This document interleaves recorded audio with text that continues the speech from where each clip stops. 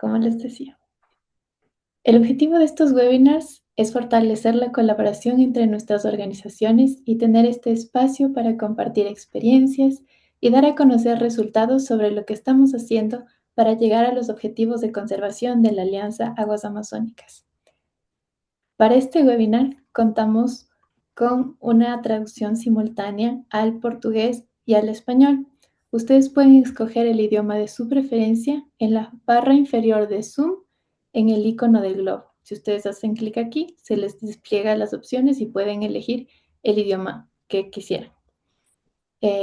Você pode escolher o idioma de sua preferência na janela inferior da barra do Zoom,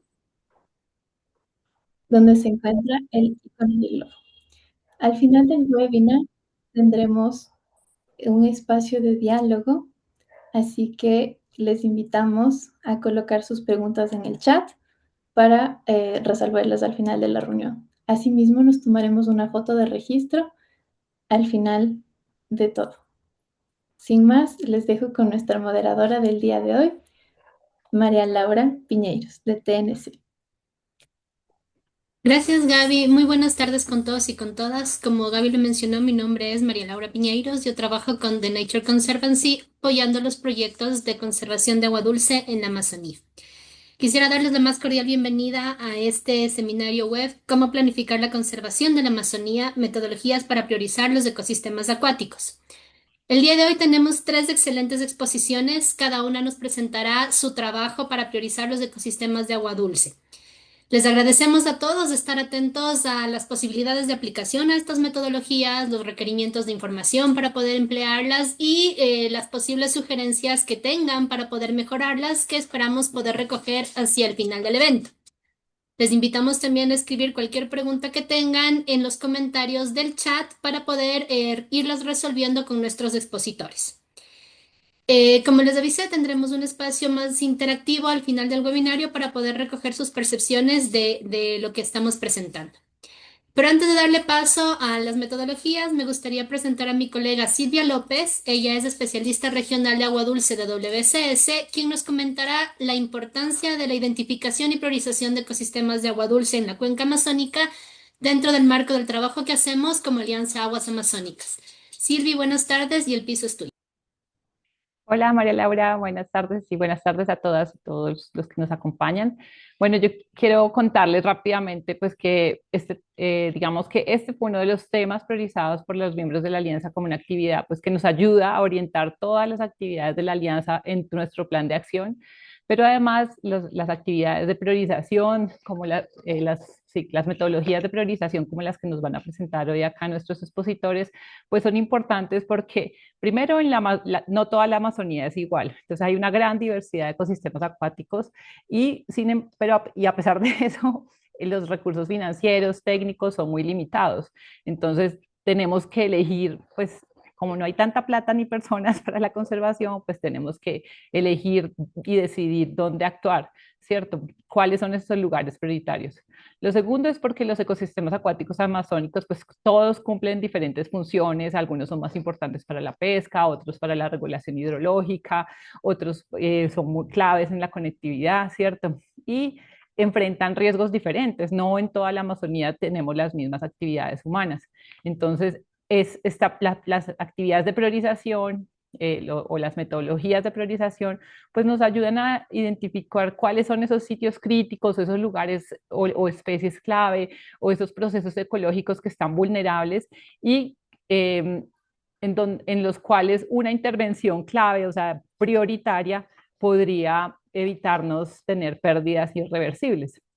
Lo tercero es porque permite integrar ciencia con conocimiento local. Estas metodologías, acá vamos a ver algunas, pues permiten como sumar capas de información que nos ayuden a identificar esos lugares claves, ¿cierto? Entonces, dentro de las cosas que se pueden adicionar, también está el conocimiento local. Y esto es muy importante, especialmente en cuencas compartidas por varios países, pueblos indígenas, porque nos ayuda a tener transparencia, digamos, de las decisiones que estamos tomando o decisiones que sean más legítimas e inclusivas con las personas que habitan esas cuencas. También es porque en los ecosistemas acuáticos, que son sistemas que están conectados, en donde lo que hago arriba, aguas arriba impacta lo que pasa aguas abajo. Entonces, una mala decisión puede generar efectos en cascada arriba abajo y que también pueden ser a largo plazo. Entonces, priorizar con unos criterios claros, transparentes, pues nos permite anticipar cuáles son esas pérdidas, ¿cierto? Y minimizar los impactos negativos que podríamos tener en los ecosistemas acuáticos, en la biodiversidad y también en las personas que viven de esos ecosistemas. Y así entonces evitar intervenciones que pueden ser costosas y que no generan beneficios reales, pues ni para la biodiversidad ni para las comunidades. Además, nos permite también contar con criterios pues transparentes. Esto es muy importante, pues porque en los que todos sepamos, aquí vamos a ver, cuando estén viendo las metodologías nos van a decir, nosotros usamos la diversidad de peces, nosotros usamos la conectividad, nosotros usamos ta, y todo esto entonces estas metodologías permiten mostrar, digamos, por qué sitios específicos o algunas acciones son seleccionadas sobre otras, o sea, es decir, porque son priorizadas. Esto es muy importante en proyectos pues, en los que hay múltiples socios, países, ¿cierto? En los que cada uno tiene intereses diferentes y pues como mostrarlo con transparencia permite pues como tener unas mejores relaciones. Y por último, digamos, todo esto, digamos, apoya la planificación a escala de cuenca y a largo plazo, ya que las metodologías de priorización ayudan a pasar de acciones pequeñas, que es como lo que tenemos, cada país tiene, van a verlo en la presentación de Imanol, tiene unas acciones de conservación o, en sus cuencas, en sus países, pero cuando corremos metodologías como estas, pues vamos a poder pasar de acciones aisladas a estrategias a escala de cuenca y que están alineados con objetivos de conservación. Entonces, por eso es que es muy importante esto. Y ya sí, ya le doy la palabra a los expositores. Muchas gracias, Silvi. Es importante para nosotros entender, digamos, el trabajo que hacemos como Alianza Aguas Amazónicas. Ahora le damos la bienvenida a Aldo Cárdenas y a Jorge Abad, que nos van a presentar los portafolios de conservación para la biodiversidad de agua dulce en las cuencas de Marañón, Ucayali y Napo. El doctor Jorge Abad es el director científico de la red YACU y consultor para el Banco Mundial. Ingeniero civil con un doctorado en la Universidad de Illinois, experto en morfodinámica fluvial, ecohidráulica y sistemas acuáticos andino-amazónicos. Aldo Cárdenas es el coordinador del programa de agua dulce del equipo de The Nature Conservancy en Perú, ingeniero agrícola con más de 25 años de experiencia en soluciones basadas en la naturaleza, adaptación climática y gestión hídrica. Colabora con gobiernos, agencias multilaterales y el sector privado y comunidades. Aldo y Jorge tienen 15 minutos para hacer su presentación. Yo voy a encender mi cámara a los 5 minutos y les voy a interrumpir cuando les falten 3 y 1 minuto, por favor. Gracias y el piso es suyo. Muy bien, muchas gracias, Malala. Voy a tratar de llegar a los 5 minutos, perdón, a los 15 minutos junto con Jorge. Como pueden ver en la pantalla, el título es Portafolio de Conservación de Biodiversidad de Agua Dulce en la Amazonía Peruana con identificación de corredores de protección. Este trabajo se hizo en las cuencas del río Napo, Marañón y Ucayali, que son las tres grandes cuencas que tenemos en Perú. Sin embargo, van a ver en los mapas que en tanto el Napo y el Marañón se ha hecho el análisis para Ecuador y Perú. O sea, todo el tema de cuencas compartidas está trabajado con Ecuador en este caso.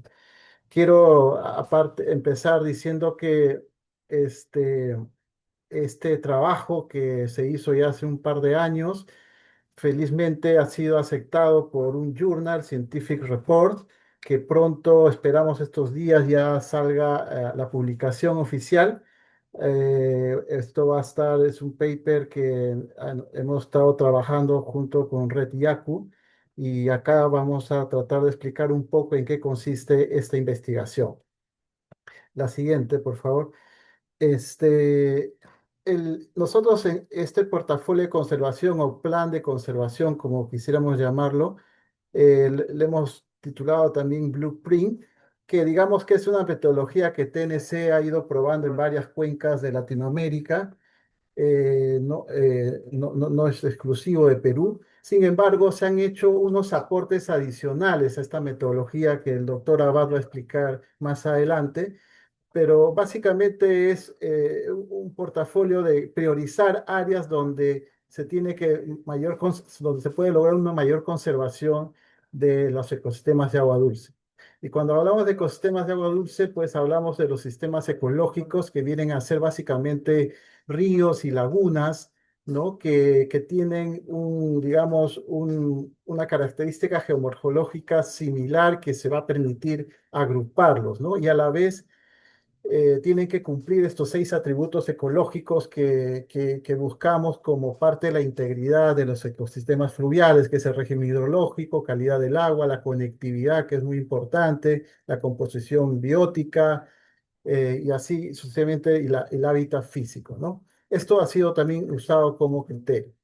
Este es el esquema procedimental. Son como 10 pasos que se han dado durante este estudio. La primera es clasificación jerárquica y anidada, que es en base a cuencas. Luego se hizo una identificación de variables bióticas y abóticas que existen actualmente en estas cuencas. Con esa información hemos ido a un taller de socialización donde hemos presentado la información que se tiene y también poder recibir feedback de los expertos, porque han sido muchos expertos que trabajan en temas amazónicos, en tema de peces y todo el tema de conservación. Entonces, ese taller fue muy provechoso, incorporamos sus recomendaciones, luego procedimos a hacer la definición de las áreas activas de inundación o ARAS. Luego, después de eso, se hizo una clasificación de sistemas ecológicos, luego la identificación de la condición actual ecológica, la condición ecológica y las amenazas que presentan. Estas dos grandes condiciones es lo que nos permite después seleccionar ya bajo unos multicriterios, el análisis multicriterio, definir ya un portafolio preliminar. Con este portafolio preliminar hemos ido a un segundo taller con expertos, donde también ya se presentó, digamos, la priorización que nos ha salido de todos los ríos y humedales que hay en estas 3 cuencas y recibir también sus aportes, feedback, ¿no? Finalmente, después de esa sensibilización, perdón, de ese taller, se hizo este portafolio final. Siguiente, por favor. Miren, esta es la clasificación jerárquica anidada. Básicamente es dividir las cuenquitas de todas las cuencas de la gran cuenca, en este caso el Marañón, voy a tomar como referencia en 10 clases. Esto se ha permitido, siguiente por favor, determinar 6.424 sistemas ecológicos, ¿no? Como pueden ver, los poligonitos que están ahí, depende de la resolución, obviamente. Hemos trabajado una resolución de 30 metros a 60 metros en algunos casos de resolución, y estos son los sistemas ecológicos que nos han permitido ya empezar a trabajar la priorización. Siguiente, por favor. Las variables bióticas y abióticas básicamente es una recopilación de la información de especies que se encuentran en las zonas. Por ejemplo, el tema de peces obviamente es lo que más información hay en comparación de mamíferos, reptiles, aves y anfibios, ¿no? Entonces, esta información fue importante para saber en dónde está la ocurrencia de estas especies. La siguiente. Y estas son las variables abióticas que se han tomado en cuenta, como la elevación, pendiente, etcétera, que se ha usado para hacer esta clasificación. Siguiente, por favor. El área activa del río, básicamente es el área de inundación máxima que se espera que ocurra en un periodo de retorno de 100 años, ¿no? Entonces, a través de un modelo hidrológico se hace esta simulación para saber cuál es el área inundable que tienen estos ríos, ¿no? Y ahí se genera esta dinámica de las áreas inundables y de los humedales. Siguiente, por favor. Entonces acá pueden ver más o menos cómo queda el Marañón con todos esos los ríos y las áreas inundables, ¿no? Esta es una resolución. Luego tenemos la clasificación de sistemas ecológicos y aquí sí quiero pasarle la voz. A ver, la siguiente, disculpa.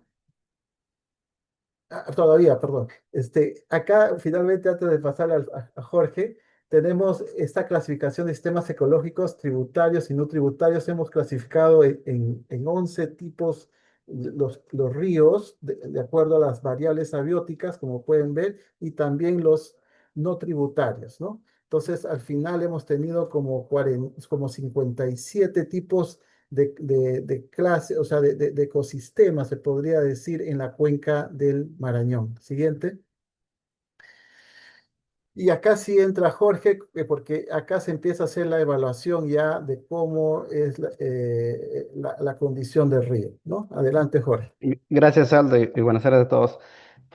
Usualmente dentro de estos portafolios de conservación ya se tomaban los tres primeros, que es la cobertura natural en el sistema, el ARA y esta cobertura también dentro del ARA. Lo que voy a mostrar ahora es las dos nuevas variables que nosotros introdujimos en este portafolio, que me parecía justamente el artículo que va a salir tiene ese enfoque. Entonces, cuando hablamos de ríos, a la izquierda está, este es el mapa de elevaciones digitales y con la batimetría a lo largo del río Ucayali cerca a Pucallpa, esta es la zona en Perú. Cuando hacemos una simulación para caudales pico, encontramos las zonas inundables dentro del valle. Entonces, una de las primeras, digamos, observaciones es que el río se conecta no solamente longitudinal, sino transversalmente. Y si observan a la izquierda, esas zonas de depresión que son los paleocauces o cauces antiguos del río Ucayali, pues son las zonas que quizás son las trayectorias de esta inundación. O sea, son los cauces donde el río inunda en la planicie de inundación. Entonces, pero eso no sucede solamente a la escala de los últimos años. En esta vista a la izquierda, ustedes podrán ver, esta es la confluencia entre el río Marañón, que está aquí arriba, y el río Ucayali, y esta es la zona de Pacaya Samiria, también acá está el río Guayaga. Entonces, en esta zona, nosotros el 2023, justo fue una de las cosas que nosotros veníamos trabajando, es eh, de alguna forma los ríos se han movido en miles y miles de años y han dejado todas estas huellas geomorfológicas, que por ejemplo aquí en la confluencia de estos dos ríos se observa no solamente la dinámica moderna desde el 85 a 2021, sino también se observa una dinámica mucho más antigua, geológica, y que son estos patrones que conectan ambos ríos.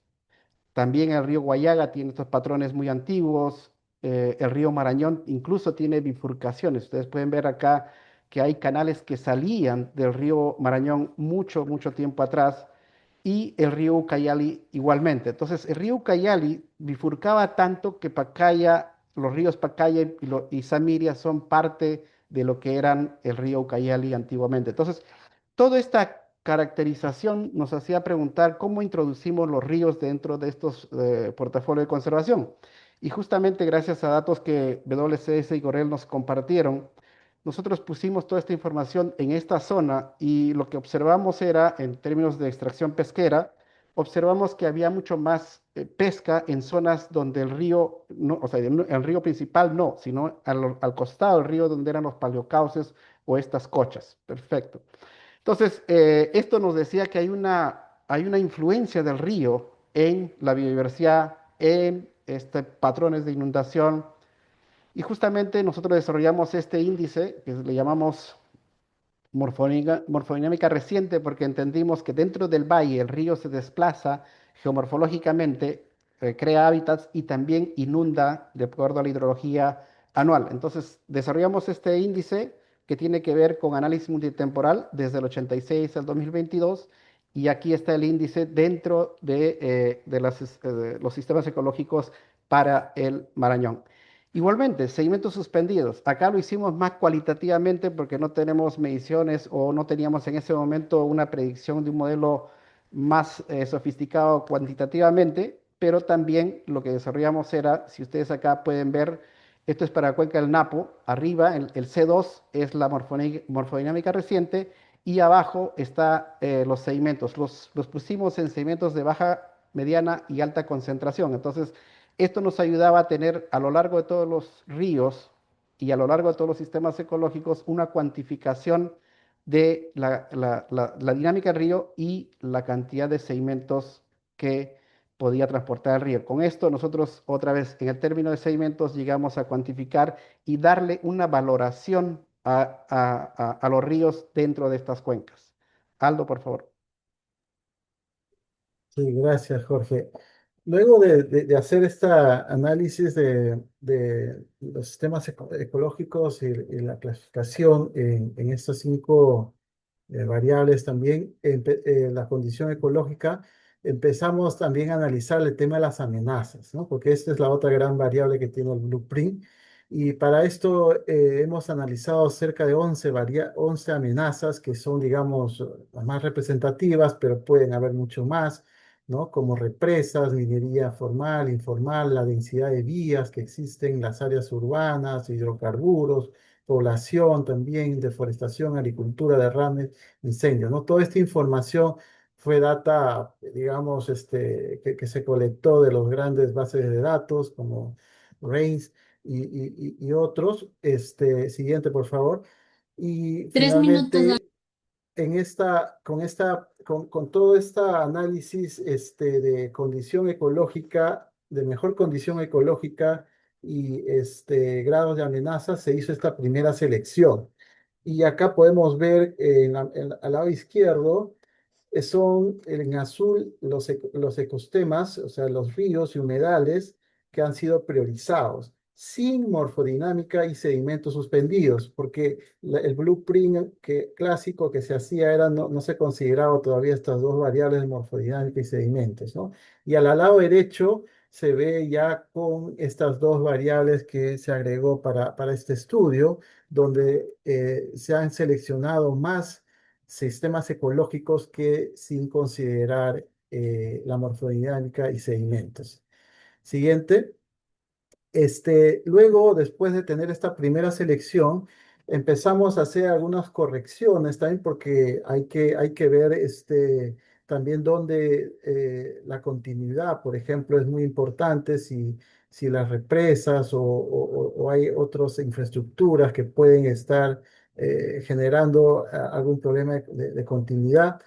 Y también aquí es donde entra ya la variable biótica, que es, como les dije, todo el tema de ocurrencia de especies, de peces, anfibios, mamíferos, reptiles, ¿no?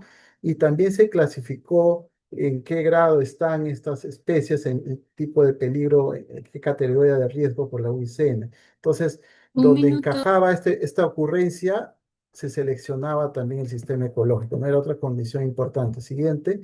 Después de hacer todas estas correcciones y adiciones, se tiene ya por fin los sistemas ecológicos priorizados, como pueden ver tanto el Marañón como el Ucayali. La siguiente, también tenemos creo que del Napo, donde pueden ver el lado ecuatoriano y el lado peruano.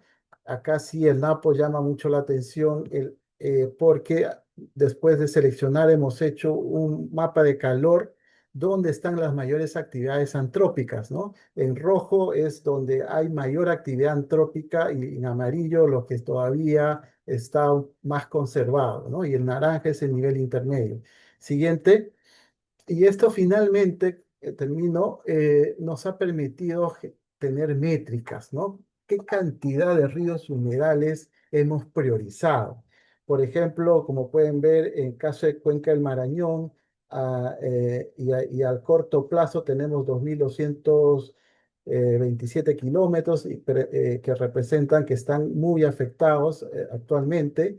En caso de Napo, Ucayali también y se ha identificado en total 36.912 kilómetros de ríos y 53.291 kilómetros cuadrados de humedales, ¿no? Esto nos ha permitido ya tener al menos una información importante de qué magnitud estamos hablando al hacer este estudio, ¿no? Igual se habla que en el Marañón se tiene mayor cantidad de ríos, obviamente por ser una cuenca más grande, priorizados, seguido del Ucayali y el Napo. En cuanto a humedales, sí, mayor cantidad se ha encontrado en la cuenca del río Ucayali, seguido del Marañón y Napo, ¿no? También hemos visto que Gracias. los sistemas ecológicos contienen más de un 30% de territorios indígenas que se han priorizado, o sea, muchos están dentro de territorios indígenas y claro, lo que se ve es que el nivel antrópico se observa más que nada en las partes de cabeceras de cuenca, porque ahí es mucha más actividad también. Sin embargo, también hay partes de la cuenca baja de estas cuencas, ¿no? Entonces, muchas gracias por la presentación y estamos atentos a cualquier pregunta. Muchas gracias, Aldo y Jorge, por presentarnos esta metodología. Sabemos lo difícil que es reducir un análisis que tomó tanto tiempo a 15 minutos de presentación.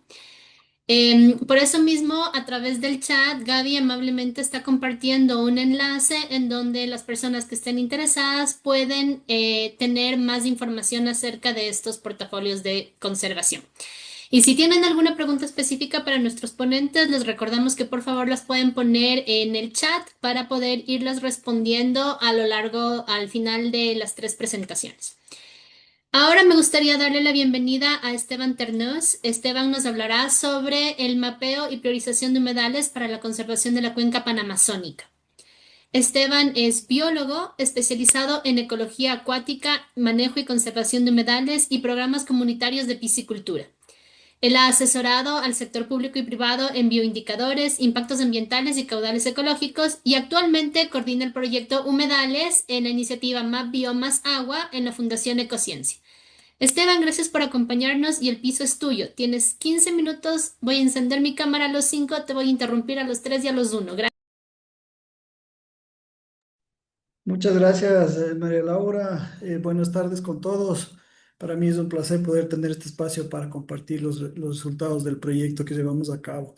Eh, el proyecto de Map Biomas se encuentra formando parte de una red justamente Map Biomas Network que trabaja en varias partes del mundo. Como ustedes pueden apreciar ahí, prácticamente estamos ya en 14 países cubriendo toda Sudamérica. Se están uniendo alrededor de 3 nuevas redes en distintas partes del mundo. Hemos ya conformado 130 instituciones y más de 500 técnicos trabajando en esta iniciativa, ¿no? Lo importante de esto es que todos trabajamos bajo los mismos, hacia los mismos objetivos y bajo las mismas metodologías.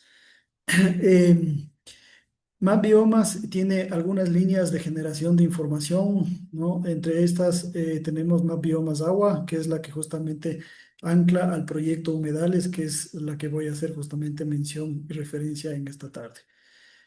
Como objetivo meta del proyecto, lo que pretende el proyecto Humedales de Map Biomas es justamente generar información espacio-temporal y poner a disposición del público de forma gratuita, permanente y continua. Es una información que se está actualizando regularmente y la idea es justamente lograr incidencia en política pública para mejorar la toma de decisiones en temas de conservación, ¿no? Específicamente ligada a los humedales.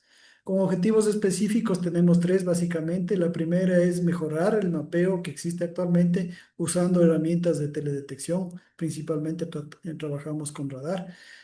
Una vez que hemos identificado los humedales, queremos justamente cuantificar y evaluar qué es lo que pasa en términos de amenaza hacia estos humedales que podrían estar poniendo en riesgo su integridad y al final entonces también construir un portafolio de conservación. Y finalmente, el implementar estrategias de comunicación y de incidencia que nos permitan llegar, digamos, con insumos técnicos y con fuerza hacia los tomadores de decisiones para hacer cambios o lograr cambios en política pública y además de la sociedad civil. En cuanto al alcance, tenemos un alcance geográfico que abarca prácticamente la cuenca panamazónica. Y el alcance geopolítico está dado por los 9 países que trabajamos en conjunto, como les había comentado, bajo las mismas metodologías, ¿no es cierto? Tenemos siempre reuniones permanentes para estar evaluando procesos, generando metodologías, analizando resultados, etcétera.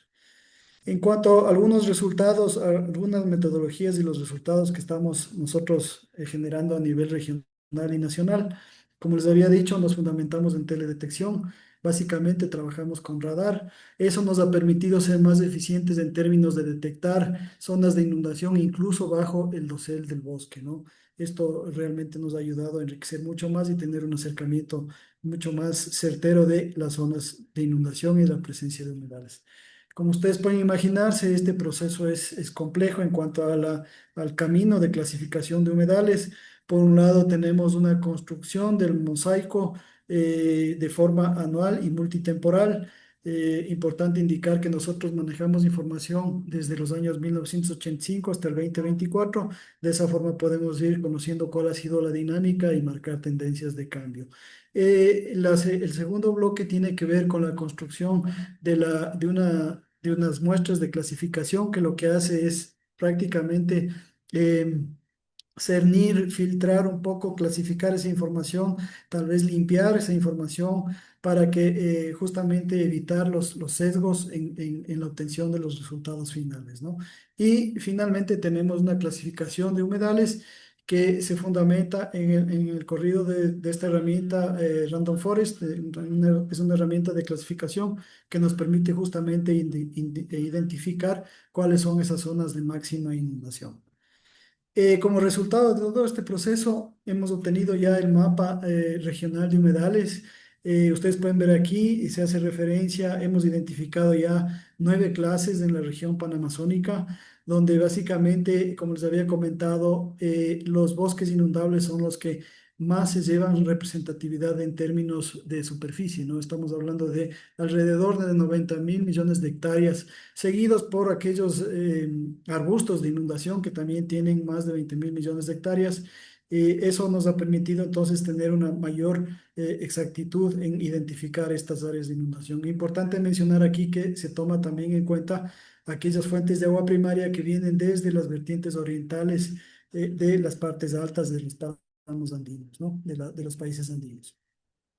En cuanto a las principales amenazas, hemos podido detectar ya con los resultados que la transformación de la cobertura vegetal ha sido una de las más fuertes, ¿no es cierto? También hemos identificado algunos elementos que tienen que ver con el cambio climático, porque esto ha producido, hemos evidenciado que hay una pérdida de agua en los humedales. La mayor pérdida que se ha detectado, tal vez cabe resaltar, es justamente en las zonas de la llanura aluvial herbácea de tierras bajas, con alrededor del 36% de pérdida, ¿no? En cuanto al crecimiento urbano y vías como parte de la actividad antrópica, hemos visto también que el crecimiento de los asentamientos de la población y de las actividades eh, digamos, han generado una detección de cercanía de estas poblaciones, de estos asentamientos entre 50 kilómetros de distancia desde los humedales hacia las zonas urbanas, ¿no? Eso nos refleja que realmente la presión urbana está cada vez más cerca a estos humedales, poniéndoles potencialmente en riesgo, ¿no? Eh, Como les había comentado, nuestro fundamento es hacer un análisis regional, pero cada uno de los países tiene que aterrizar también su propio modelo, su propio análisis a escala local. A forma de ejemplo, nosotros como Ecuador hemos estado ya haciendo un análisis nacional.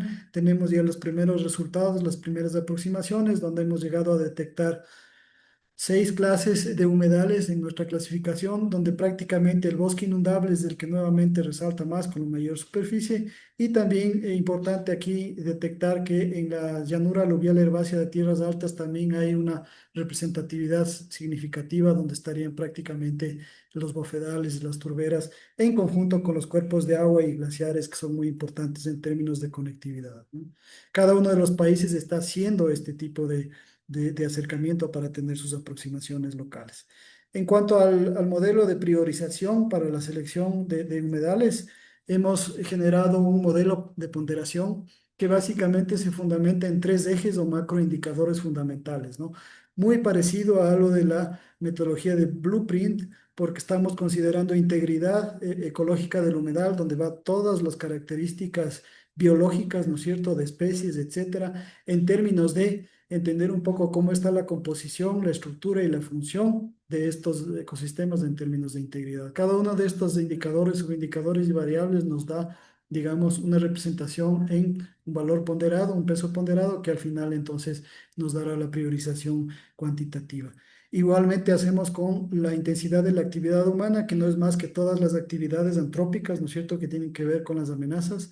Y creo yo que lo que se diferencia tal vez en la metodología de grouping es haber incorporado este eje del bienestar humano, es decir, cómo los servicios ecosistémicos o ambientales inciden en la calidad de vida de la gente, ¿sí? Entonces, ahí estamos tomando en cuenta consideraciones de abastecimiento, consideraciones culturales, de regulación, de abastecimiento de agua y de elementos de seguridad alimentaria. Cada uno de estos entonces se estaría incorporando al modelo, cuyo principio fundamental es atacar los tres ejes de la conservación, ¿no? De la sostenibilidad, ¿no?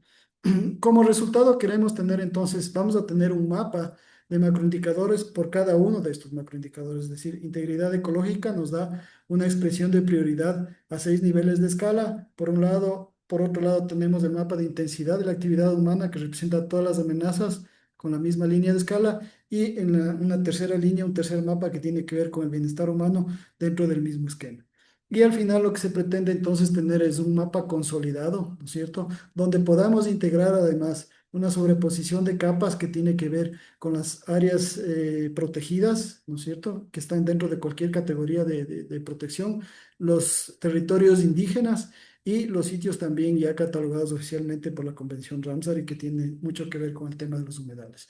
Como resultados de este proceso, brevemente, lo que podríamos resaltar hasta aquí es que existen identificados alrededor de 160 millones de hectáreas de humedales en la región panamazónica, lo que corresponde a cerca del 29% de esta área total, ¿no?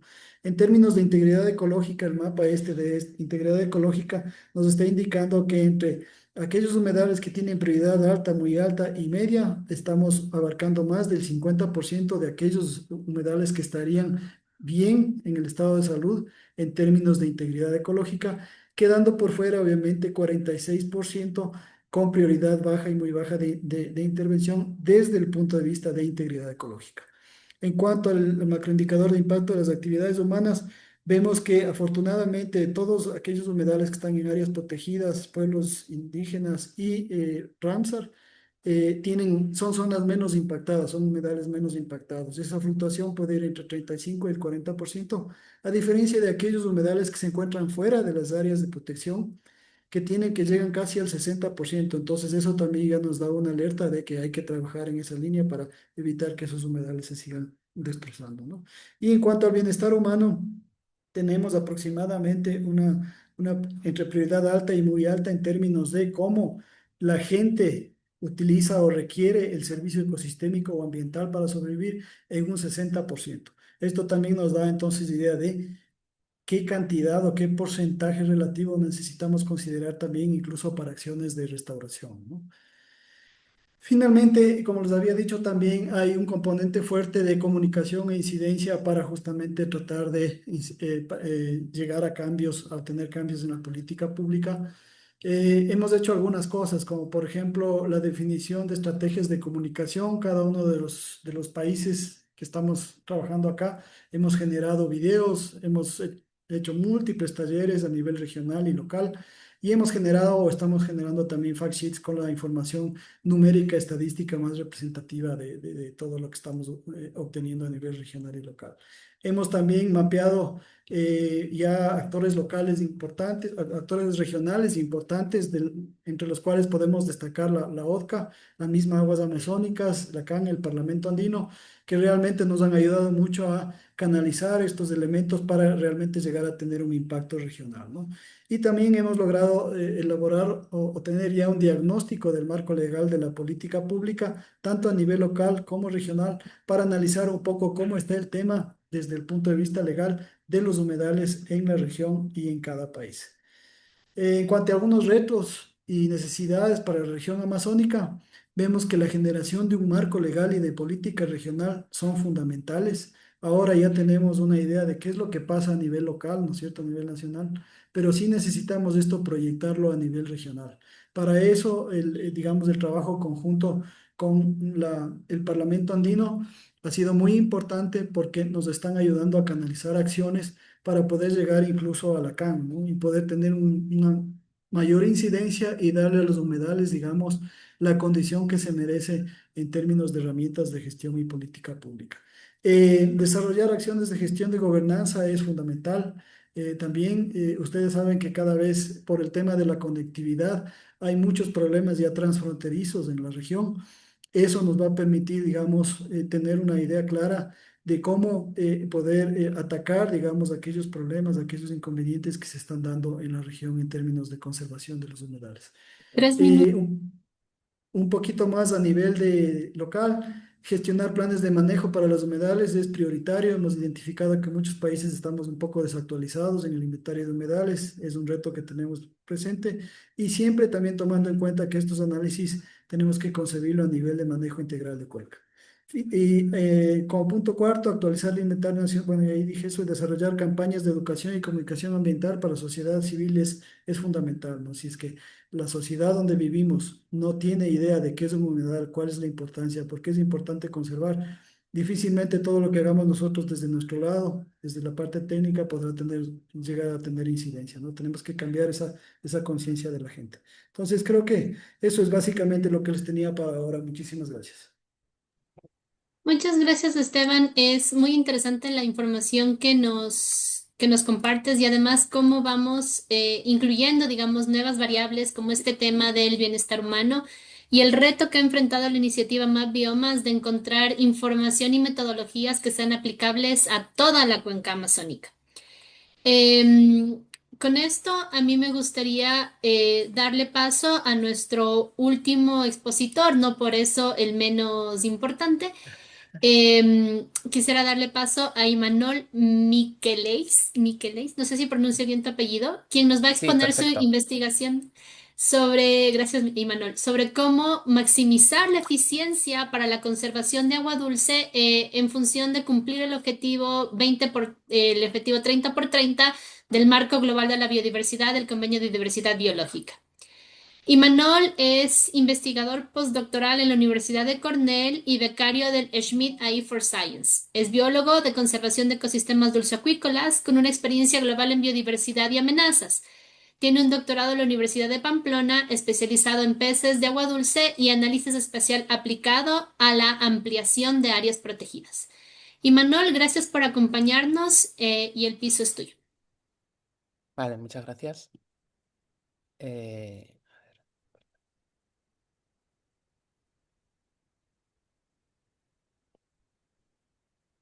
vale. Bueno, buenas tardes a todos. Como ha dicho María Laura, os voy a hablar de mi trabajo que estoy realizando en la Universidad de Cornell, de una investigación sobre cómo podemos maximizar la eficiencia, o sea, la forma en la que expandimos las áreas protegidas dentro del el Convenio Global de Biodiversidad del objetivo 3 del 30 por 30 para sobre todo focalizarnos en las aguas dulces. Yo trabajo con aguas dulces porque, no os voy a explicar a nadie, son algunos de los ecosistemas más interesantes que hay en el mundo. Por ejemplo, en términos de biodiversidad y especialmente si nos centramos en áreas como el Amazonas, ¿no? Aquí tomando un poco los datos disponibles a través de la lista roja de la IUCN, que son los que utilizamos en nuestro estudio, vemos una gran concentración de peces en muchos lugares, en muchos ríos del mundo, pero especialmente en la cuenca del Amazonas. Sin embargo, de la misma forma que esta biodiversidad no se distribuye de forma uniforme a lo largo del mundo, tampoco lo hace la protección que los seres humanos les hemos dado pues, a lo largo de los 2 últimos siglos. Si vemos si vemos la distribución de las áreas protegidas actuales en este mapa de la izquierda, vemos que gran parte de ellas están localizadas en lugares que eran de poco interés para el ser humano, ¿no? Por ejemplo, podemos ver ahí grandes manchas amarillas en Groenlandia, en el Tíbet. La Amazonía en concreto no es un sitio que esté muy mal protegido, existe más o menos en más del 20% de la cuenca del Amazonas está protegida, pero vemos que incluso dentro de la cuenca esta distribución varía mucho dependiendo de la región en la que estamos. En general, la protección está mucho más en las zonas bajas que en los tramos andinos, donde, por ejemplo, se concentra una gran cantidad de especies endémicas. Esta desigual distribución de la protección tiene unas implicaciones por país, en la que hace que gran cantidad de los países estén por debajo de ese umbral del 30% que el Convenio Global de Biodiversidad marca como un objetivo para dentro de 4 años.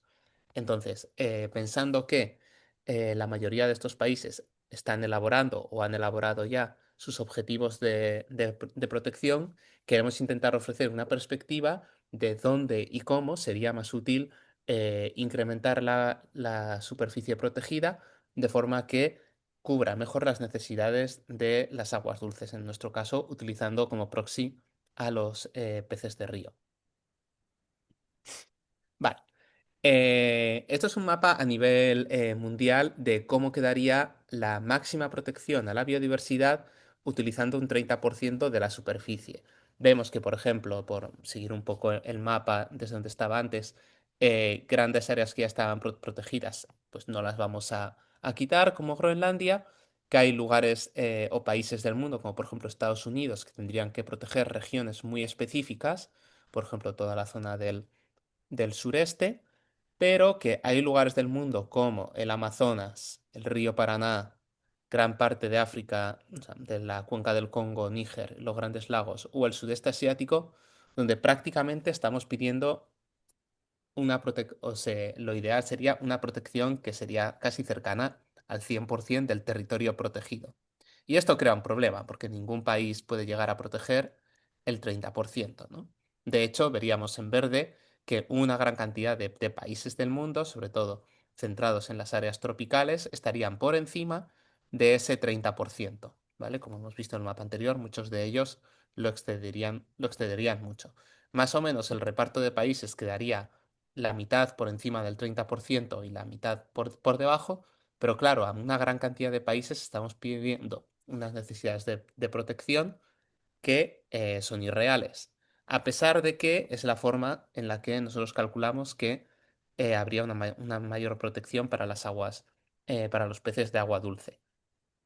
Si vemos, por ejemplo, la proporción del rango de distribución de las especies que estaría protegida desde cero, no hay protección, hasta el 1, todas las especies están protegidas en el 100% de su rango, vemos que la protección actual, que es gris y que más o menos fluctúa entre el 10 y el 20% del rango de la distribución de las especies protegidas, la podríamos subir hasta casi todas las especies entre el 80 y el 100%, ¿vale? Esto teniendo en cuenta que hemos utilizado solo el 30%. Lo que esto nos está diciendo es que hay una gran cantidad de espacio para poder optimizar la protección que damos a las especies.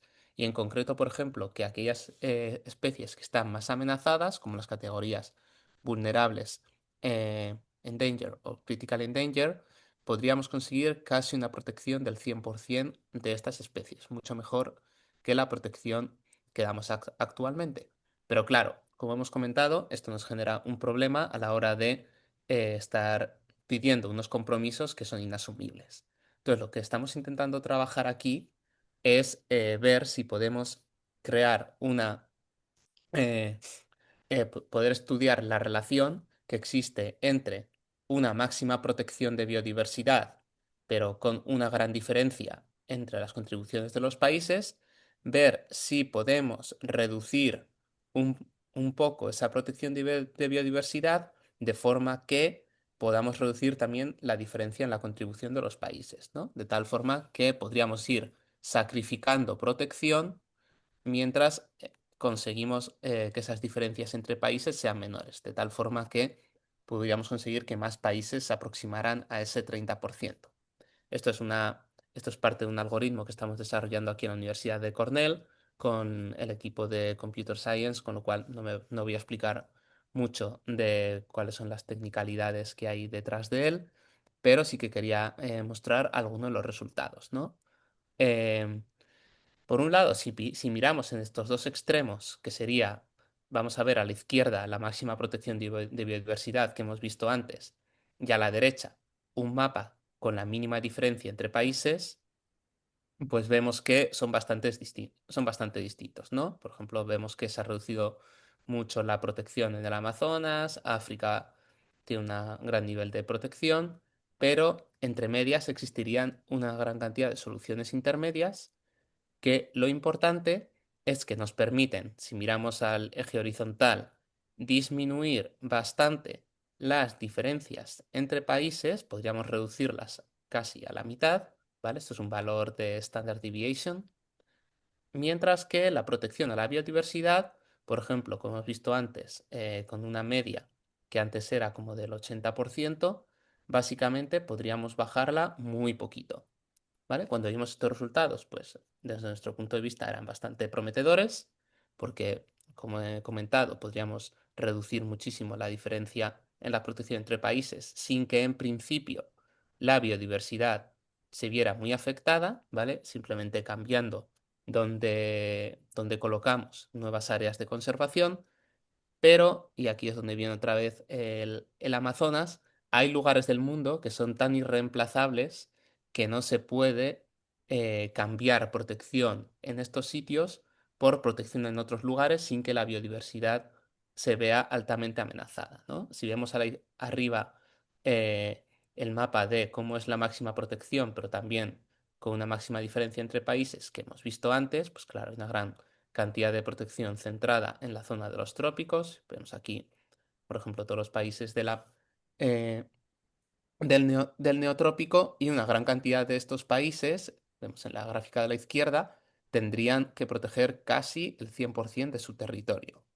Si reducimos la diferencia entre países al 50%, lo forzamos un poco el algoritmo a que esa diferencia no sea tan alta, empieza a cambiar protección de sitios. Como hemos visto, este cambio de protección no hace que disminuya mucho la protección total de la biodiversidad, pero ya cada vez menos países necesitan niveles altos de protección. También es interesante que el número hacia el que convergen no es un 30%, sino que es un 40%. Es decir, parece que el 40% sería un objetivo mucho más realista para protección de biodiversidad que el 30%. Y si finalmente queremos reducir esa diferencia casi al mínimo que podemos, al 25%, seguimos viendo que una gran cantidad de los países convergen en torno a ese 40% de biodiversidad, pero en nuestro mapa vemos que seguimos necesitando una gran cantidad de protección en el neotrópico, no solo en el Amazonas, sino realmente todos los países que van a involucrar, pues mayormente la cuenca del Orinoco, Amazonas y Paraná necesitan de una gran cantidad de protección, ¿vale? Que como he explicado, no la podemos cambiar por otros sitios, como por ejemplo es el caso de África, donde sí que vemos que pues, países que estaban más protegidos pueden redistribuir un poco la protección a lo largo del continente sin que se vea tan afectada la protección de biodiversidad. Esto no sucede en América Latina. ¿Vale?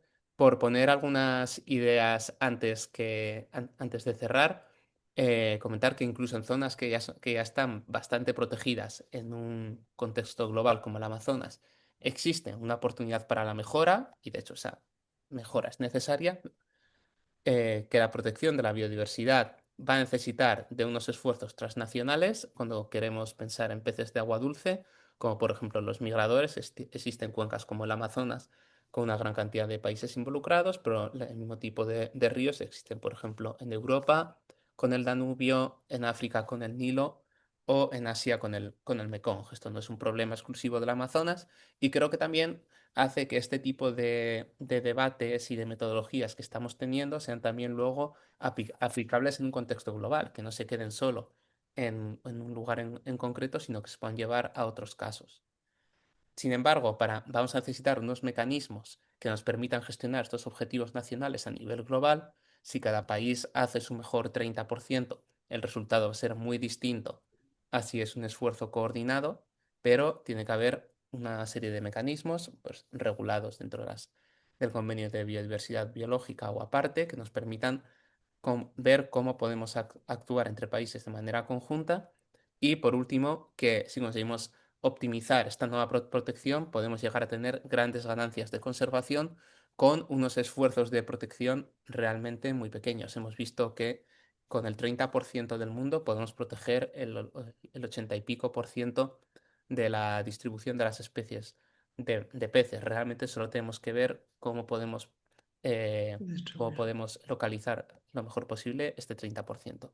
No quería terminar sin dar las gracias a mis compañeros de la Universidad de Cornell, algunos como Sebastián ya están en sus nuevas posiciones, y también al Colegio de Agricultura y Ciencias de la Vida, Fundación Ramón Areces y Smith Sciences, que han patrocinado esta investigación. Muchas gracias. Muchísimas gracias, Imanol. Es muy interesante ver, digamos, esta otra perspectiva en donde se combinan estos análisis técnicos con los compromisos multilaterales que generan los países.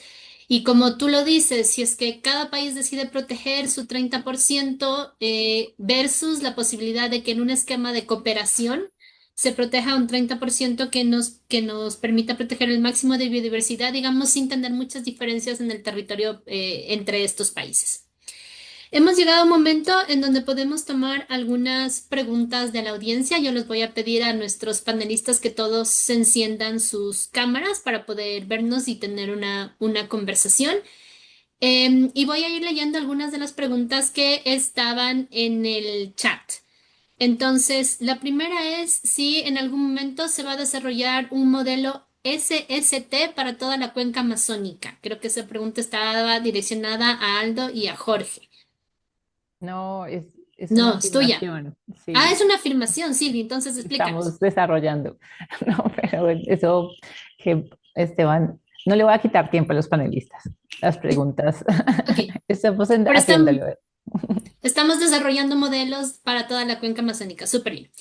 La siguiente pregunta tiene que ver con cómo hacemos cuando no existe información robusta o cómo hacemos para poder acceder a la información. En esa le voy a dejar a Esteban que nos responda porque el proyecto... Esteban, sigue tú.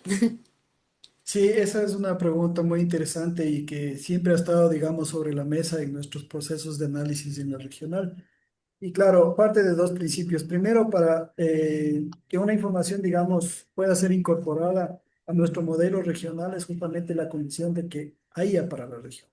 Si bien es cierto, nosotros estamos llevando también análisis a nivel local, los países tienen en ese caso la libertad de incluir información adicional en el modelo, pero para un análisis a nivel local. Y esa es la bondad del modelo, es decir, la gran flexibilidad que tiene de poder incorporar, retirar, complementar, etcétera, ya sean estos indicadores, variables, macroindicadores, etcétera.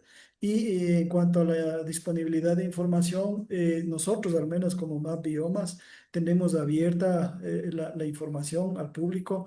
Como les había indicado en la presentación, esta información está permanentemente siendo actualizada, está disponible para la región y obviamente hay los contactos, digamos, de cabecera en cada uno de los países que pueden ayudar a canalizar, pero está abierta en la página de Map Biomas, ¿no? Eso sería básicamente, Carmen. Gracias, Esteban. Y con eso recordarles que Gaby muy amablemente nos está colocando en el chat algunos enlaces en donde ustedes pueden acceder no solamente a estas metodologías, sino también, por ejemplo, al proyecto MapBiomas, en donde muchos de estos shapefiles están disponibles. Entonces, les sugerimos revisar el chat o hacernos una nueva preguntita para poder responderles directamente allí. Em, la siguiente pregunta tiene que ver con cómo estas metodologías podrían, por ejemplo, aportar a otras iniciativas de priorización como la aptitud del suelo para ciertos cultivos. ¿Ustedes pueden ver alguna relación entre las metodologías que ustedes han realizado y otros objetivos de desarrollo o de conservación? ¿Quién me quiere responder esa?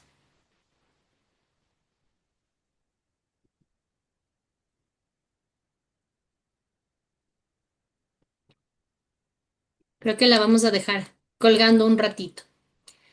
Em, Otra de las preguntas habla acerca de los sitios Ramsar, que son ya sitios designados como de importancia, humedales designados como de importancia internacional. Y quiere saber cómo estas metodologías se pueden compaginar, digamos, con estas designaciones de protección.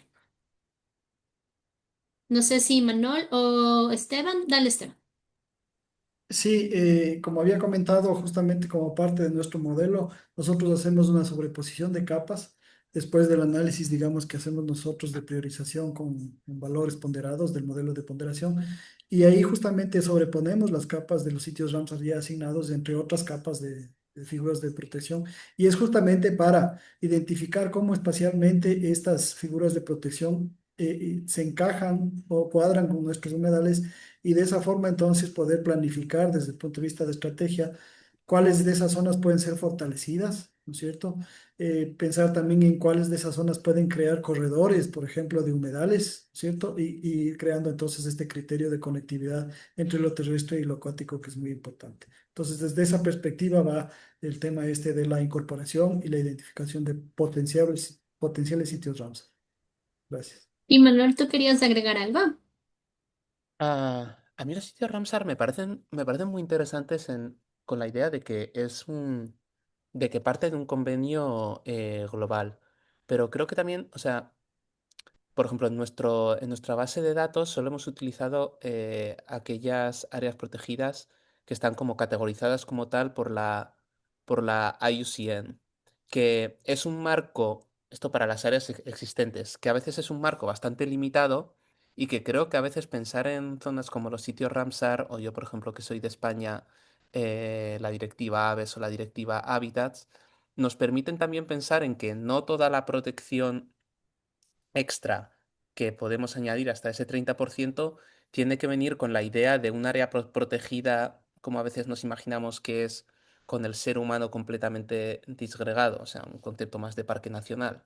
O sea, creo que existen también muchos elementos y creo que el Convenio de Biodiversidad Global lo reconoce con las OECMs, con otras áreas efectivas de conservación que creo que también nos permiten el decir, bueno, y esto a mí me pasa porque yo trabajo con datos globales y muchas veces me falta esta visión sobre el terreno, que es decir, bueno, una vez se identifica una zona como prioritaria para la protección, realmente luego hay que ir ahí y ver realmente qué tipo de protección es la que se puede hacer, porque no siempre se va a poder, o sea, va a ser factible pensar en un área protegida que excluya al ser humano.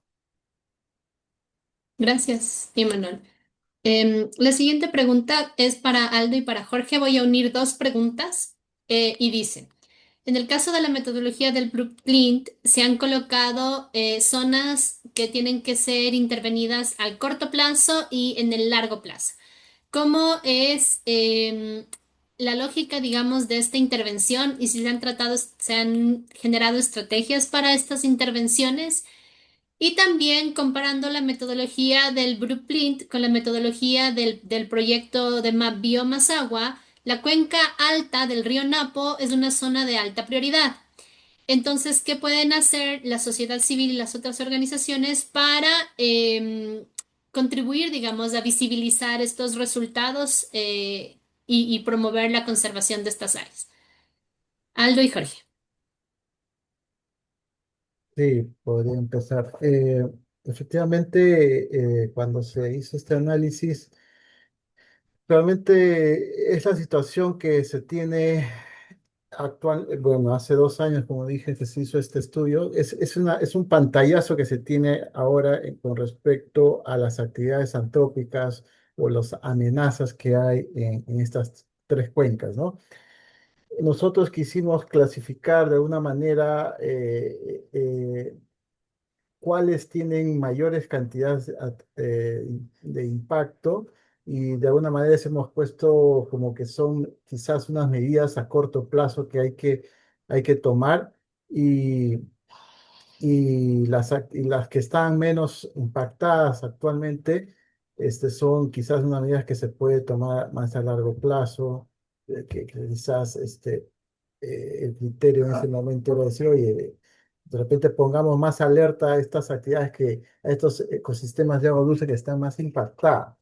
Pero ese es un criterio, ¿no? O sea, definitivamente acá lo que estamos mostrando es un semáforo como está, eh, porque definitivamente, o sea, si uno ve esos ecosistemas en rojo, o sea, son actividades que vienen de años, ¿no? O sea, por ejemplo, en Napo, toda la parte amazónica tienen muchas concesiones de hidrocarburos, ¿no? Y obviamente ahí trabajar bajo ese contexto es complicado, quizás puede ser hasta muy costoso, ¿no? Porque implica restauración de repente y eso a veces es muy costoso. Otro criterio puede ser, hoy las que están menos impactadas, o sea, las que todavía están medio protegidas, mejor enfoquémonos en eso y trabajemos en esos ecosistemas para que no se degraden. Si estos criterios es válido. Entonces, simplemente acá hemos querido mostrar cómo está la situación, ¿no? En base a esto, a este mapa de calor también que le llamamos, ¿no?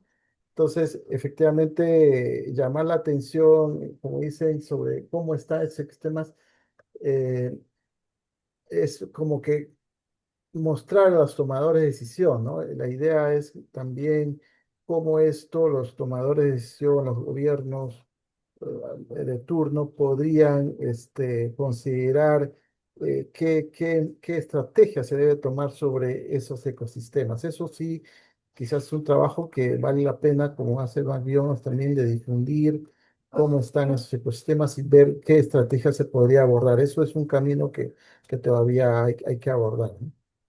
En este lado. Solamente cortito, Gracias. agregar. Dale. Este pantallazo que mencionaba Aldo es una instantánea. Por ejemplo, minería aluvial está cambiando, deforestación cambiando cada año y estos colores o este semáforo, seguramente si corremos cada año el blueprint va a estar cambiando, adaptándose. Entonces creo que hay que verlo con algo más dinámico y que muchos de los 11 criterios que hemos usado para las actividades antrópicas son igual que más biomas ponderaciones, pero creo que acá viene lo siguiente, que es darle el sentido físico de explicarles cómo un derrame de petróleo va a afectar al río, por ejemplo. Entonces, ese trabajo también de hacer el segundo paso con los tomadores de decisiones, creo que es algo que falta a nivel regional. De repente, OTCA tiene la posibilidad de hacer esa injerencia a nivel, digamos, país y a nivel local también que entiendan de que estos procesos pueden afectar zonas que quizás eran verdes, pero que con todos estos actividades que se van generando año a año pueden cambiar a ser rojas. Nada más. Gracias. Esteban, última. Sí, muchas gracias y perdón, pero creo que eso es una pregunta importante y desde la experiencia que estamos teniendo desde más biomas, vemos que, por ejemplo, el acercamiento hacia el territorio, tanto con las comunidades locales como con los gobiernos nacionales, y personal técnico inclusive ha sido fundamental porque como en cada provincia a nivel local trabajan en la actualización o en la implementación de los PDOTs, por ejemplo, ellos necesitan de estos insumos y tuvimos ya esa experiencia a nivel local en los talleres que hemos tenido que nos han expresado ese interés, la gente, los técnicos, digamos, se han familiarizado con la herramienta y ya van ubicando, van viendo las bondades de la herramienta para, en términos de planificación regional, ¿no es cierto? Y de planificación territorial, ir definiendo esas prioridades de gestión a nivel local. Entonces yo creo que ese es un reto y un desafío que tenemos, ¿no es cierto? A nivel regional y a nivel local, trabajar con los gobiernos locales y también con las comunidades que viven en los sitios de los humedales o de los ecosistemas acuáticos. Gracias. Muchas gracias, Esteban, y a todos nuestros panelistas por su intervención, primero, por compartir sus conocimientos y también por responder a las preguntas que ha hecho nuestra audiencia. Se nos quedan algunas preguntas en el tintero, muchas de ellas relacionadas a esto último que nos decía Esteban sobre cómo podemos formar redes, por ejemplo, para divulgar esta información, cómo podemos crear cómo podemos hacer enfoques más desde abajo hacia arriba, cómo podemos influir en los planes de desarrollo territorial, etcétera. Pero ahora yo quisiera darle la vuelta a esta conversación y preguntarle a nuestra audiencia unas dos o tres preguntas acerca de qué han percibido ustedes acerca de las metodologías. Entonces, en este momento yo voy a compartir mi pantalla y les pido si por favor pueden ingresar a este Mentimeter para que nos ayuden a votar. La idea es que vamos ingresando, ahí está un código QR que ustedes pueden ingresar con su celular y si no, pueden también tomar la página web www.menti.com y cuando les pida un código, ingresar el número 868672221. Mientras se van conectando a esta plataforma, ya tenemos 16 personas. Les pido que pongan un pincito en el lugar en donde ustedes se encuentran en la cuenca amazónica para ver cómo desde dónde nos estamos conectando el día de hoy. Veo gente en Perú. Vamos a esperar a tenemos, me parece que 100 personas en la sala. Voy a esperar a tener tal vez 50 personas conectadas en el Menti. Tenemos personas conectadas en Bolivia, más personas en Perú, dos personas, me parece, desde Quito, personas desde Venezuela. Tenemos personas también cerca de Manaos, personas en la costa del Perú. Ya veo más personas también desde como la región de Iquitos, Pacarias Mía, por aquí, personas desde el sur de En Brasil, Colombia, en afuera de la cuenca amazónica. Colombia. México, Es que eres Orinoquía. de México, aunque no estamos cerquita. Bueno, le colocamos el pincito más lejitos. Em, Gaby nos ha ayudado colocando los enlaces en el chat para que puedan conectarse a este Menti. Vemos varias personas desde Quito. Quito parece ser el lugar desde donde más personas se han conectado el día de hoy. Varias personas también desde el Perú. Y yo ya tengo 65 personas conectadas al Menti, así es que si les parece voy a dar paso a la siguiente lámina mientras más personas se pueden seguir conectando. El código va a seguir apareciendo en pantalla para que ustedes nos puedan seguir ayudando con sus respuestas. Em, Queríamos saber si es que alcanzaron a visualizar si la cuenca en donde ustedes viven o trabajan fue o no fue priorizada para la conservación con alguna de estas metodologías. Vemos que tenemos 68 personas, vemos que no se pudieron encontrar las cuencas, lo que significa que les va a tocar revisar la información complementaria para poder verla con más detalle. Eh, que nosotros tenemos que mejorar la resolución de los mapas en nuestras presentaciones también. Pero vamos viendo que la mayoría de personas ven que sus espacios de trabajo son muy importantes para la conservación de los humedales y de los ecosistemas de agua dulce dentro de la cuenca amazónica. Esto no significa que su cuenca no sea importante, sino que si la pudieron o no ubicar dentro del mapa que los presentamos así tan rápidamente. Y también que digamos que es esa importancia relativa a los criterios que se usaron, ¿cierto? Claro. Hay otros criterios en los que quizás sea muy importante, pero pues como cada metodología prioriza unas cosas diferentes, no quiere decir que esa no sea menos importante, o que sea menos importante, perdón. Gracias, Silvi. Yo quiero decir que como comparto pantalla, no les alcanzo a ver. Entonces, si tú me ayudas, por favor, si alguien quisiera como intervenir. Em, gracias. Entonces vemos que hay una gran mayoría de cuencas que sí se ven como importantes para la conservación dentro de las metodologías que fueron presentadas.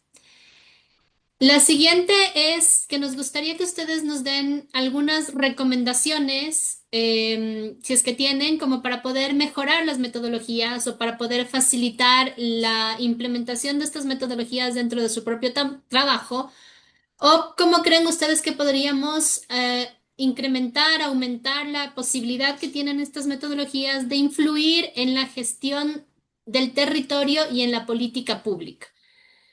Eh, entonces, esta es un poco más larga porque tienen que comenzar a escribir.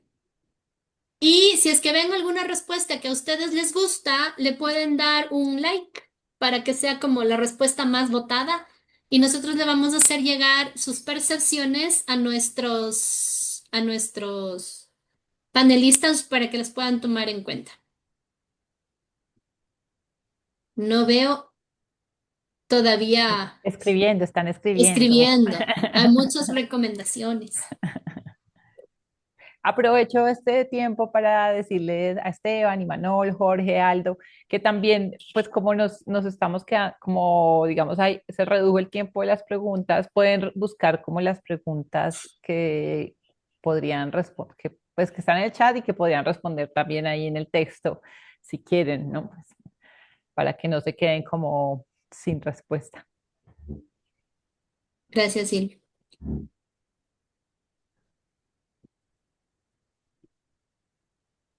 Déjame ver, no. Es que como no veo las personas escribiendo, no hay muchas recomendaciones todavía. Bueno, 0 de 77. Oh, perdón, ya me estoy ahí.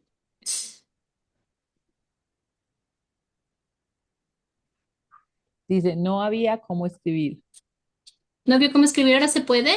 Algo pasó cuando se estaba respondiendo. No se puede escribir, Ah, exacto.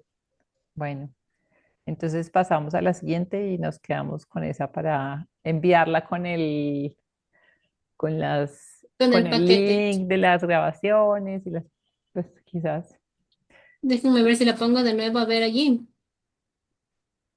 de pronto cuando ¿Pueden te escribir saliste, ahora? Sí, de repente. ¿Se puede? no, mira que nos sale como Sí, una, ahora sí parece que sí, pero Súper. no cambies. No cambio. Ok, Vamos. perdón. Les vamos a dar unos minutos, disculpen. Esta es en verdad la más importante de todas.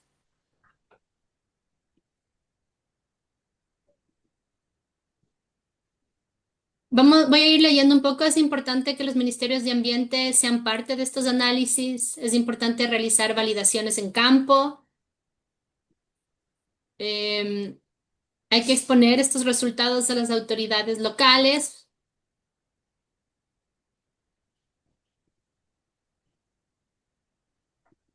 Hay actores regionales como la OTCA que podrían tomar estas metodologías, compartir la información de manera abierta para que pueda ser utilizada. Em, la capacitación de líderes comunitarios y el reconocimiento del trabajo que ellos hacen en el cuidado de los ecosistemas de agua dulce. Conectar estas metodologías con la forma y la información que se utiliza para realizar los planes de manejo de cuencas.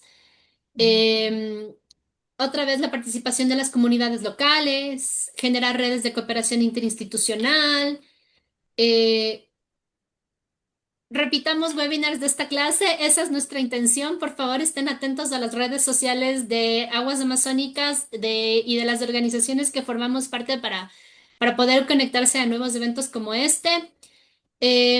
Tal vez hacer talleres más puntuales para poder profundizar en algunos temas técnicos de esta metodología o de estas metodologías. Garantizar el acceso a la información, generar espacios académicos para seguir posicionando este tipo de investigaciones. Divulgar estos espacios de intercambio con instituciones públicas que son responsables de las políticas y utilizar a los organismos regionales para fomentar la adoptación por parte de estas entidades públicas. El reconocimiento de las guardias comunitarias, indígenas, la apertura de de las bases de datos, networking, eh, acciones más concretas de socialización, nuevamente incluir a las comunidades indígenas. eh, Considerar los estudios de la OTCA que la OTCA ya ha realizado, como por ejemplo el análisis de diagnóstico transfronterizo regional, que también puede ser una fuente de información para mejorar o validar estas mismas metodologías. Eh, Interactuar con el genotipo del ambiente, considerando su expresión de los datos climáticos con el RNA. Muy técnico para mí, muchas gracias a la persona, voy a tener que investigar esa respuesta.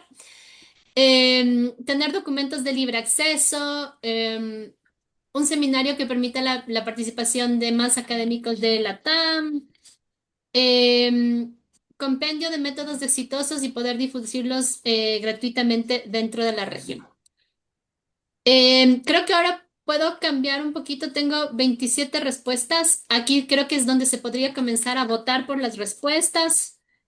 Em, ah, sí. ajá, creo que eso fue lo que hice mal la vez pasada. Voy a dar unos 30 segundos para votar, si es que les gustó alguna más importante que otra.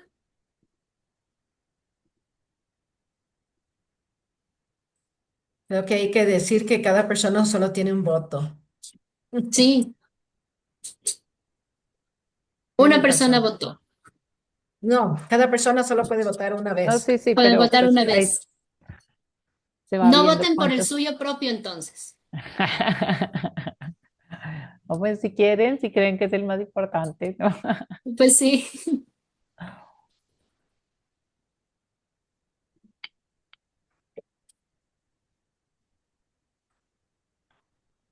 Tuve 28 respuestas y 10 personas están votando. Creo que voy a detener la votación cuando tenga la mitad de las respuestas.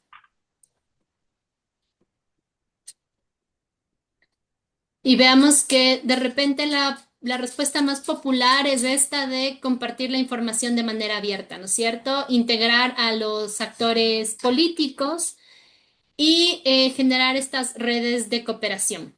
Otras tienen que ver con la validación en campo y con el poder apalancarse en los organismos regionales. Y la última que es importante para el trabajo que nosotros hacemos como Alianza Aguas Amazónicas es que queríamos saber qué más podemos hacer nosotros para facilitar la adopción de este tipo de resultados dentro de los países y las organizaciones que conforman la alianza.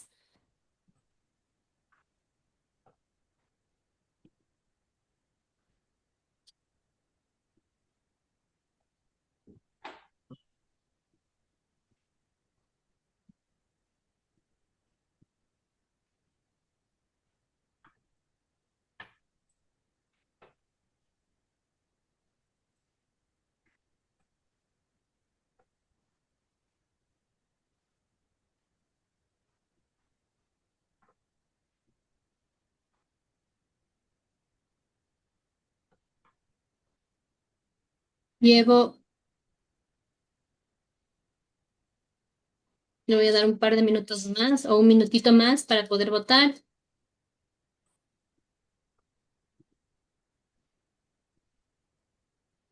Voy a comenzar a mostrar las respuestas.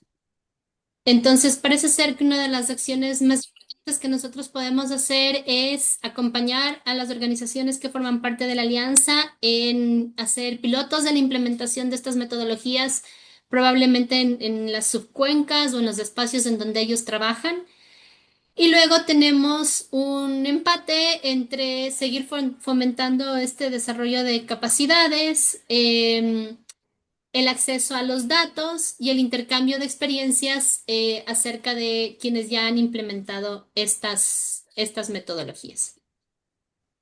Yo con esto les quiero agradecer también a ustedes por habernos proporcionado esta retroalimentación, no solamente del trabajo realizado por nuestros fabulosos expositores, sino también del trabajo que hacemos como Alianza Aguas Amazónicas.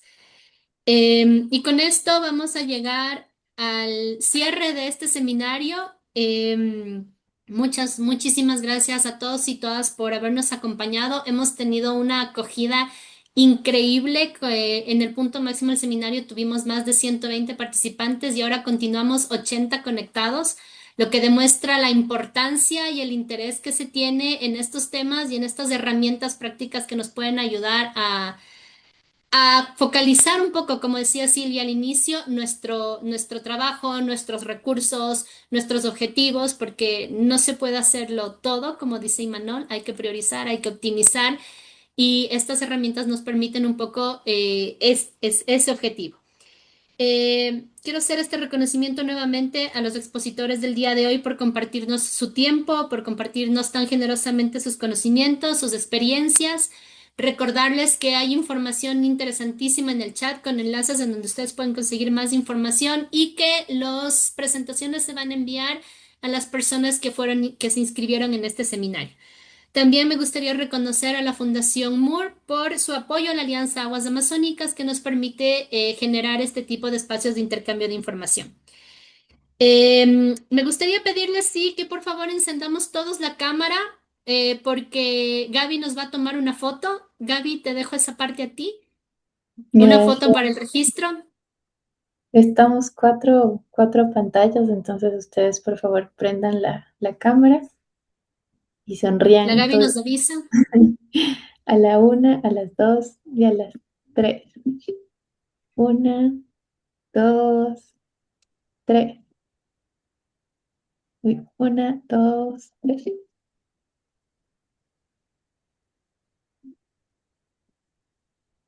Listo. Con eso estamos. Muchísimas gracias. Gracias, les deseamos a todos. Gracias a todos. Que tengan Gracias una a feliz todos. tarde. Felicidades, buena tarde. Hasta los próximos eventos. Gracias. Gracias. Gracias. Adiós. Gracias, chao, Chao, chao. chao. Chao. Chao. Gracias. Gracias por la invitación.